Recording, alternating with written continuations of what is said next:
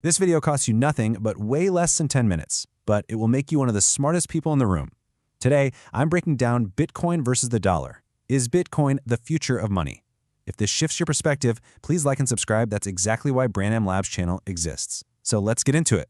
We're going to tackle one of the biggest questions in finance right now. Are we watching the very definition of money change before our eyes? To really understand the whole Bitcoin versus the dollar conversation, you first have to understand the problem that Bitcoin was actually trying to solve. All right, let's dive in.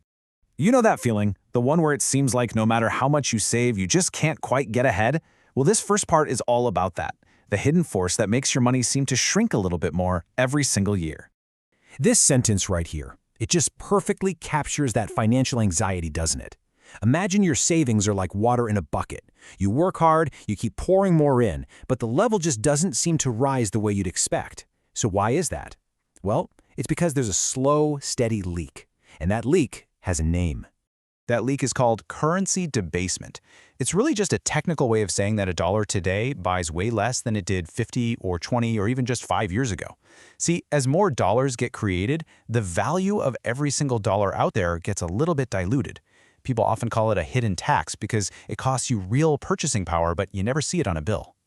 Okay, so if the dollar system has this sort of built-in leak, what's the alternative? This is where we get to the heart of the whole debate. We're about to look at two completely different rule books for how money should work. One is written by people, and the other is written in code. And here's the fundamental difference, laid out side by side.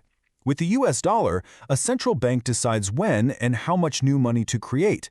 This makes the total supply flexible and, well, essentially unlimited. Bitcoin is the polar opposite. Its supply schedule is locked in by its software code, and there's a hard cap, a final ceiling of 21 million.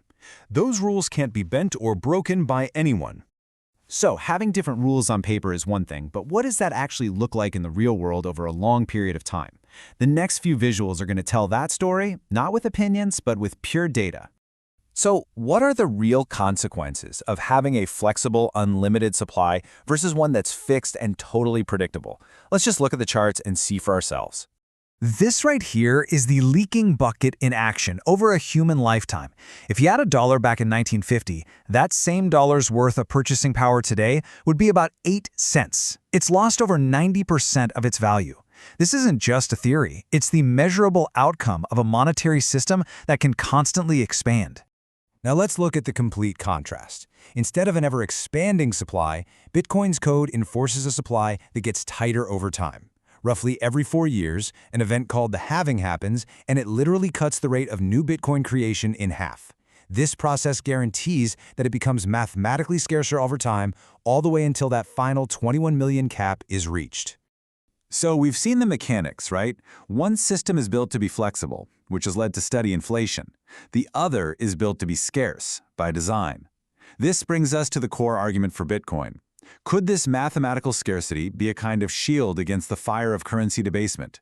This argument really hinges on two big ideas. First, the idea that Bitcoin could act as a store of value, sort of like a digital version of gold, to protect your savings from that inflation leak. And second is the idea of separating money from the state, creating a financial network that no single government can control.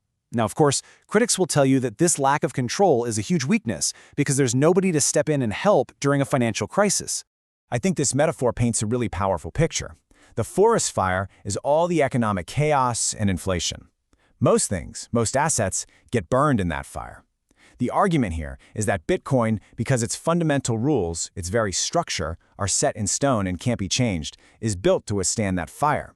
Its strength doesn't come from a person's promise, but from its unchanging mathematical foundation. So after looking at these two totally different approaches to money, what's the one big thing to walk away with? Let's boil this whole explainer down to a single critical question. And really, this is the question at the absolute center of the whole debate. What do you trust more? A flexible system managed by human experts who can adapt and respond to crises, even if that means a slow loss of value over time? Or do you trust a rigid system that runs on pure math, one that's totally predictable and immune to human meddling, even if that means it can't adapt?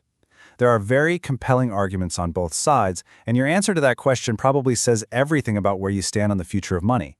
If this helped you think clearly about Bitcoin versus the dollar, is Bitcoin the future of money, please like and subscribe. The next video covers what most people still don't see: